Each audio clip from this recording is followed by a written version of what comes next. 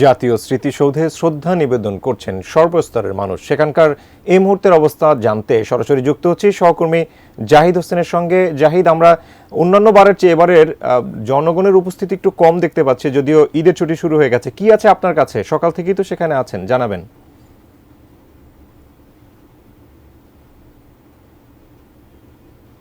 সেই ভোরবেলা থেকেই সাধারণ মানুষের যে ঢল নেমেছিল জাতীয় স্মৃতিসৌধকে কেন্দ্র করে জাতির শ্রেষ্ঠ বীরদের সম্মান প্রদর্শনের জন্য, সেই ঢল এখনও চলমান আছে। এখনও মানুষ ফুল হাতে নিয়ে, জাতীয় পতাকা হাতে নিয়ে তারা এখানে আসছেন এবং জাতির শ্রেষ্ঠ সন্তানদের প্রতি তারা শ্রদ্ধা নিবেদন করছেন।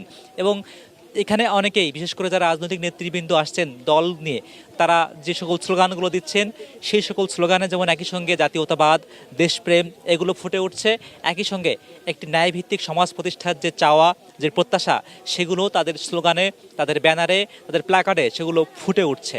এবং এখানে রাজনৈতিক নেতৃবৃন্দের কথা বলছিলাম, সাধারণ মানুষদের কথাও বলতে হয়। এখানে শিক্ষার্থীরা বিভিন্ন শিক্ষা প্রতিষ্ঠানের পক্ষ থেকে এখানে ফুল দিয়ে শ্রদ্ধা নিবেদনের জন্য এসেছেন। এখানে বিভিন্ন সরকারি প্রতিষ্ঠানের পক্ষ থেকে, বিভিন্ন সরকারি স্বায়ত্তশাসিত, আধা স্বায়ত্তশাসিত প্রতিষ্ঠানের পক্ষ থেকে কালার এক্সপার্ট, জর্জ স্যাপ এবং মাইল্ড অন হ্যান্ডস টেকনোলজি সমৃদ্ধ অরিক্স ক্রিস্টাল ওয়াশ আপনার লন্ড্রি এক্সপার্ট শ্রদ্ধা নিবেদন করা হচ্ছে। ঠিক যেমন সাগর, উদাহরণ হিসেবে বলতে চাই, এই মুহূর্তে কিন্তু একটি সরকারের একটি ব্যাংকের পক্ষ থেকে এখানে শ্রদ্ধা নিবেদন করা হচ্ছে। এই যে মানুষের শ্রদ্ধা নিবেদন করার যে প্রবণতা, সেটি কিন্তু সেই ভোর থেকে শুরু হয়েছে।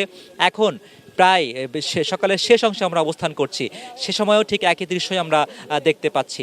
সাগর, পরবর্তী বুলেটিনে আপনাকে হয়তো বা নতুন কোনো খবর জানাতে যুক্ত হব। আপাতত জাতীয় স্মৃতিসৌধ প্রাঙ্গণে এখনও মানুষের যে এই ঢল, কিছুটা লোক সমাগম কমে আসলেও এখনও মানুষ আসছেন এবং তাদের আবেগ অনুভূতির সবটুকু ঢেলে দিয়ে শ্রদ্ধা নিবেদন করছেন জাতির শ্রেষ্ঠ সন্তানদের প্রতি।